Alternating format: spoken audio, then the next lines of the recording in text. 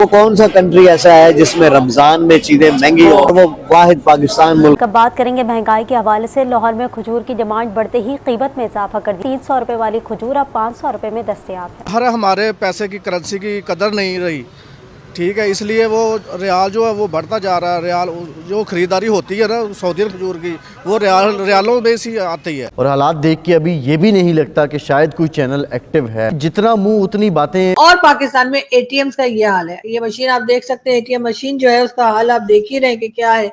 लेकिन बहरहाल ये भी पाकिस्तान में ही होता है और इस तरह के ताले लगा के एटीएम मशीन जो है आपको शायद सिर्फ पाकिस्तान में ही मिलेगी। जी हाँ, जो इंटरनेशनल पॉवर्टी इंडेक्स आया है उसमें जो भारत का नंबर है वो जी 63 बताया जा रहा है, बांग्लादेश 62 पर है और पाकिस्तान 52 पर है। कि पाकिस्तान की हालत जो है उस वक्त बांग्लादेश से भी खराब है, लेकिन खैर मानने को कोई तैयार नहीं है। यार वो दुश्मनी कब तक चलेगी? वो कौन सा कंट्री ऐसा है जिसमें रमजान में चीजें महंगी हो और वो वाहिद पाकिस्तान मुल्क है जिसमें रमजान में जखीरा अंदोजी, ये ताजर तबका ये एक महीना समझते हैं कि ये one of the best month है, जितना इकट्ठा कर सकते हो कर लो। और हैं सब इनके लिए दिल की दुआएं। मैं जानता हूँ इनकी तलब और ही कुछ है, क्या इनसे कहूँ बात कि जब और ही कुछ है। माह रमजान के दौरान इस्लामाबाद के सस्ते बाजार आवाम को महंगे पड़ने लगे हैं। दुकानदारों ने सरकारी नेखनामे नजरअंदाज कर दिए हैं। शहरी महंगे दामों फल खरीदने पर मजबूर हैं। बिल्कुल देखें, रमजानुल मुबारक की आमद के साथ ही महंगाई का जिन बेकाबू हो जाता है। जो अशिया खरोनोर रमजान से पहले सस्ते निरखों मिलती थी, अब उनके रेट भी तकरीबन डबल हो चुके हैं। अगर हम सेब की बात करें तो रमजानुल मुबारक की आमद से कबल जो सेब 150-160 रुपए मिलता था, आज वो उस सेब का रेट 275-280 रुपया है। इस क़यामत बहुत नजदीक है। कैसे बताओ, आपको कैसे पता? तो इसके पीछे भी कोई राज हो सकता है। क्या राज हो सकता है? कुछ भी हो सकता है। इंडिया की साजिश? हाँ जी। दोस्तों, जब से भारत ने अपना व्यापार पाकिस्तान से बंद किया है तब से पाकिस्तान में महंगाई की मार झेल रही है और इस समय रमजान का पवित्र महीना चल रहा है। सारे जरूरी खाद्य सामग्रियों के दाम आसमान छू रहे हैं। सारे लोग भारत से ट्रेंड बंद होने के नाम पर जमकर कालाबाजारी कर रहे हैं। सऊदी से भी जो खजूर आ रहा उसकी तो बात ही न करिए। पाकिस्तान में इन समय खजूर और जितने भी खाद्य सामग्री है उन जमकर कालाबाजारी किया जा रहा है। दोस्तों, जब भारत की बात होती है तो वहाँ के आवाम के लोग जमकर भारत के खिलाफ अपनी भड़ास निकालते हैं और जब खाद्य सामग्री या लाभ लेने की बात होती है तो भारत से ट्रेड करने की बात करने लगते हैं। अब इनको समझ में आ रहा है कि भारत की क्या कीमत होती है। रमजान जैसे पवित्र महीने में भी उनको खजूर, सेब, फल फूल के दार गुने दाम से भी ज्यादा बेचे जा रहे हैं। तब उन्हें भारत की कीमत समझ में आ रही है और वो अब भारत से ट्रेड ट्रेड ट्रेड का नारा दे रहे हैं। पाकिस्तान में कोई भी फल 200-400 रुपए पर केजी से भी ज्यादा दामों में बिक रहे हैं। इससे आम आदमी तो फल खाना ही छोड़ दिए हैं। सूखे मेवे की तो बात ही छोड़ दीजिए, वो हजार रुपए किलो बिक रहे हैं। पाकिस्तान में इन दिनों कालाबाजारी हो रही है और मुल्क के हुक्मरान तमाशबीन बने हुए हैं। तरफ जहाँ जनता महंगाई के बुरे दौर से जूझ रही है, वहीं दूसरी तरफ पाकिस्तान को बचाने के लिए उनके मुल्क के हुक्मरानों को IMF से कर्जा लेना पड़ रहा है। IMF ने भी पाकिस्तान के सामने कड़ी शर्त रखी है और उसे मानने को मजबूर होना पड़ रहा है। पाकिस्तान में महंगाई दिनों दिन बढ़ती जा रही है, भुखमरी चरम सीमा पर है और देखने की बात हो गई कि अब उसे IMF से कर्जा मिल भी पाता है कि नहीं। दोस्तों, पाकिस्तान की हालत इस समय इतना हो चुकी है कि उसे IMF की किस्त देने के लिए ही भी IMF से कर्जा लेना पड़ रहा है। चाइना ने तो देते देते अब बंद कर दिया। पाकिस्तान की जितनी भी परियोजनाएं चाइना में चल रही थी उन सब पे ताले लग चुके हैं। पाकिस्तान को ना तो अब अमेरिका से कुछ मिल रहा है, ना चाइना से मिल रहा है और सऊदीया ने तो डांट के भगा दिया और वीजा भी देना बंद कर दिया। पाकिस्तान के से भारत की दुश्मनी का कीमत इस कदर चुकाना पड़ रहा है कि उसके सारे देशों से हुक का पानी ही बंद हो गया। दोस्तों, पाकिस्तान की इतनी बदहाली खुद उसके वहाँ के हुक्मरान और वहाँ की नीतियां रही हैं। भारत से दुश्मनी मोल लेने की क्या क्या कीमत अभी पाकिस्तान को चुकानी होगी, ये आने वाले समय में देखना होगा। देखते हैं आगे की वीडियो में कि पाक मीडिया क्या कुछ कहे। चंद करप्ट सियासतदान है, चंद करप्ट जर्नैल है, चंद करप्ट हमारी पाक फौज के साथ है। हम अल्हम्दुलिल्लाह, हमारा खून भी उनके लिए है, ठीक है। उनका कोई भी कसूर नहीं, वो बेचारे अपनी ड्यूटियां कर रहे हैं, उनको तो पता नहीं है, वो बस महीने बाद उनको तनख्वाह मिल जाती है।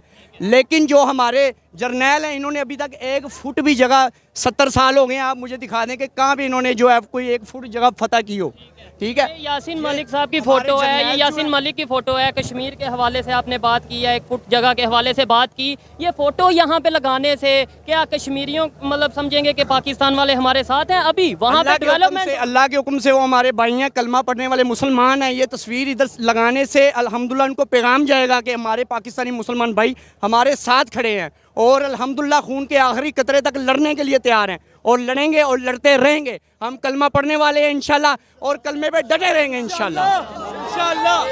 बता दें, आपने अच्छी बात की, मुझे ये बता दें पाकिस्तान में एजुकेशन के बारे में कब बात की जाएगी, डेवलपमेंट के बारे में कब बात की जाएगी? अगर एटॉमिक पावर हम बन चुके हैं, उसके बाद टेक्नोलॉजी में क्यों नहीं ग्रो कर पा रहे, उसके बाद आईटी में क्यों नहीं ग्रो कर पा रहे? हम आपस की सियासत में लड़ रहे हैं, कोई उसे गलत कह रहा है, कोई उसे गलत कह रहा है, कोई मुझे गलत कह रहा है, कोई आपको गलत कह रहा है। पाकिस्तान का नुकसान हो रहा है। पाकिस्तान कैसे ऊपर जाएगा? पाकिस्तान की ये जो यूथ है, ये जो नौजवान है, ये कैसे अवेयर होंगे? इन्हें कैसे पता चलेगा कि भाई दुनिया बहुत आगे जा चुकी है? आपका सवाल बहुत अच्छा है।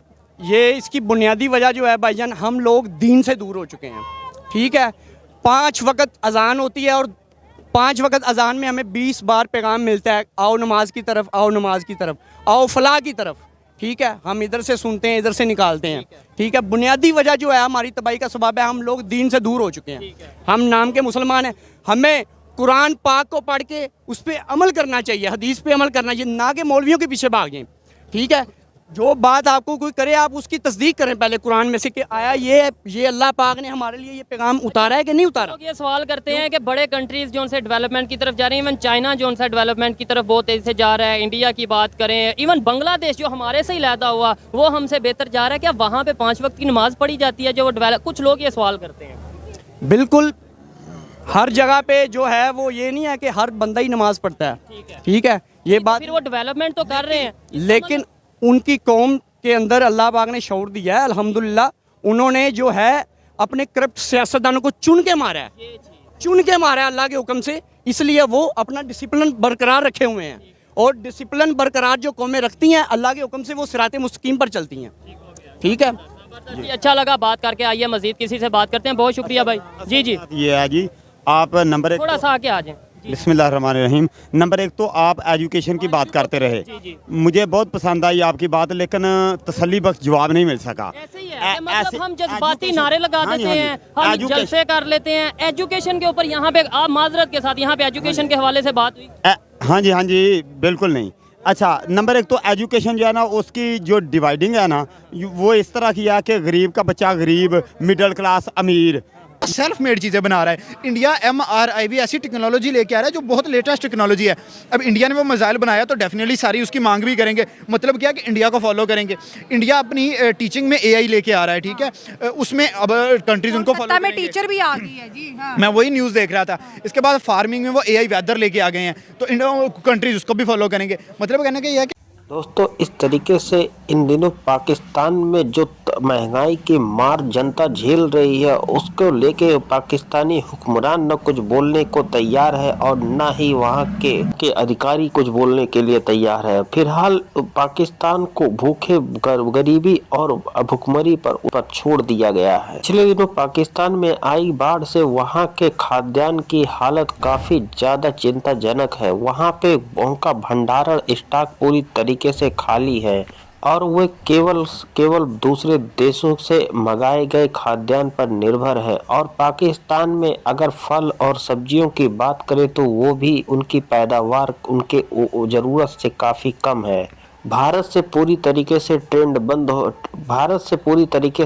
ट्रेड बंद होने के बाद पाकिस्तान के कीमतों में जबरदस्त उछाल देखने को मिला है। आने वाले दिनों में अभी और होना बाकी है। देखने वाली बात यह होगी कि पाकिस्तानी हुक्मरान इस महंगाई को कैसे काबू में कर पाती है, वो भी इस समय जब पाकिस्तान की स्थिति काफ़ी चिंताजनक हुई है। पाकिस्तान में लगातार एक के बाद एक IMF से लोन लेने की गुहार लगाते रहते हैं और IMF भी उन्हें अपनी कड़ी शर्तों पर ही लोन देने के लिए रेडी होती है। पाकिस्तान में नए नए कर जनता पर थोपे जा रहे हैं और जनता महंगाई से पहले से ही त्रस्त है। वो जनता में हाय त्राईमान मचा हुआ है। देखने वाली बात ये होगी पाकिस्तान इसको कैसे कुछ सुधार कर पाता है। पाकिस्तान में इन दिनों न तो शासन प्रशासन के अधिकारी कुछ करने के लिए, इन दिनों न तो उनके हुक्मरान और न ही शासन प्रशासन के कोई अधिकारी इस महंगाई पर कुछ नियंत्रण करने के लिए आगे आते हैं। व्यापारियों ने काला धंधा जबरदस्त तरीके से शुरू कर दिया है और एक के बाद एक ऐसी घटनाएं निकल कर सामने आ रही जिसको देखकर पूरा विश्व जगत चिंताजनक है। ऐसे हमारी वीडियो देखने के लिए हमारे चैनल को लाइक और सब्सक्राइब करें। मिलते हैं किसी नेक्स्ट अपडेट पे।